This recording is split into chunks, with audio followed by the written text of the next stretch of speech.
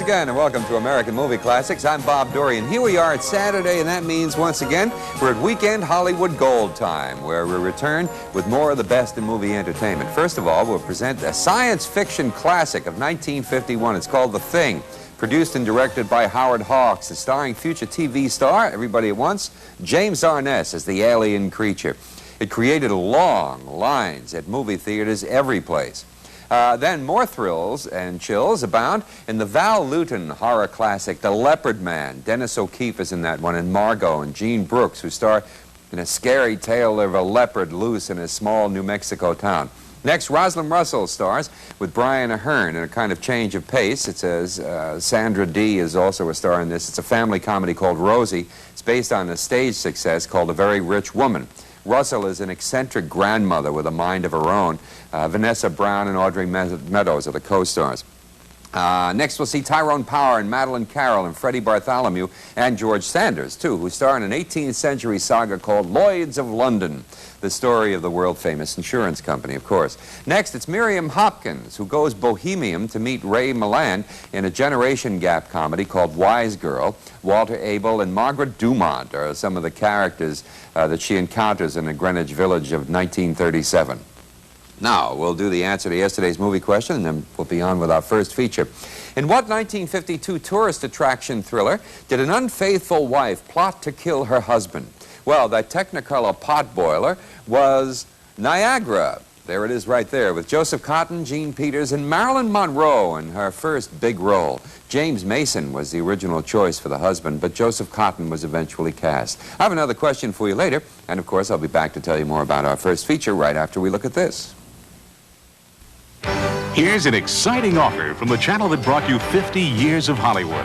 It's American Movie Classics Magazine, the magazine of classic Hollywood. No kidding. And you could subscribe to this unique and informative blend of history, fantasy, and information about the golden era of Hollywood. That's right.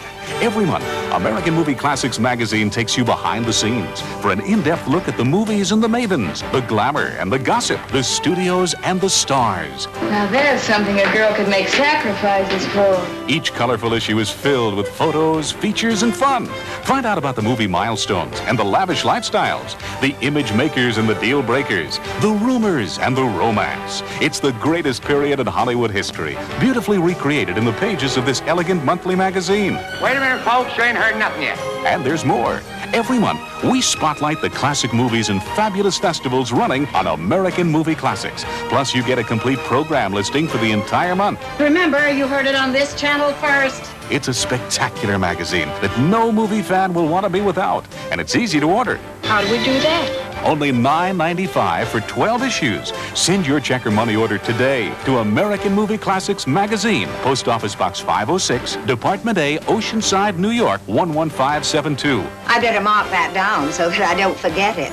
Order the magazine of classic Hollywood. Subscribe to American Movie Classics Magazine.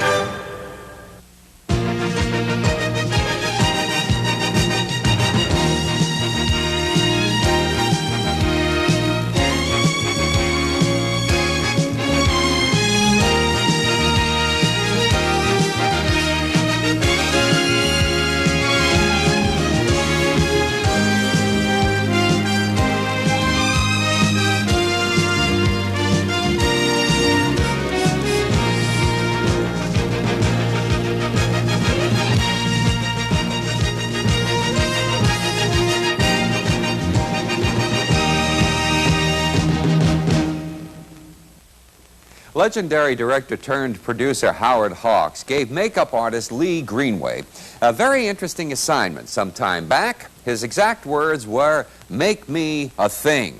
Now, many makeup people would immediately sit down and they make some kind of sketches, but Greenway never worked like that. He had to have a real face to work on. So Hawks supplied him with an extra to experiment upon. The artist spent weeks applying mortician's wax, which is called derma wax in the makeup business, to this guy's face, and then he would mold it into different ways. Can you imagine getting paid to be the extra to have this guy do this stuff on you? One face had deep set eyes and eyebrows that swept up at 45-degree angles and a hairline to match. Another had long, thick, curving eyebrows and a receding hairline. A third had kind of a round face and no hair at all, kind of like some of Nicky's girlfriends that he tells me about. Well, anyway, every time Greenway thought that he had a suitably frightening creature, he and the model would get into his car and they'd drive out to Howard Hawks' house in the Brentwood section of Beverly Hills, which must have been quite a sight. For 2 months, Hawks would look at the faces and then he'd say, "Try something else." Well, according to Al Taylor and Sue Roy in a book called Making a Monster, Greenway was driving up to Brentwood with another one of these horrifying faces one day when he stopped at a red light.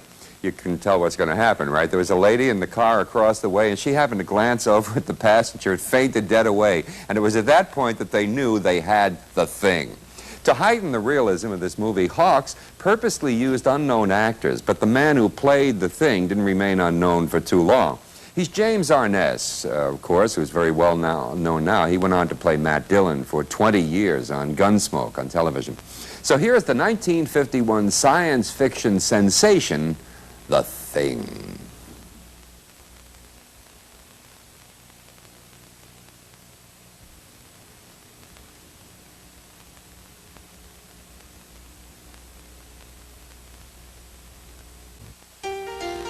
Next on American Movie Classics, a series of gruesome murders has an entire town in an uproar.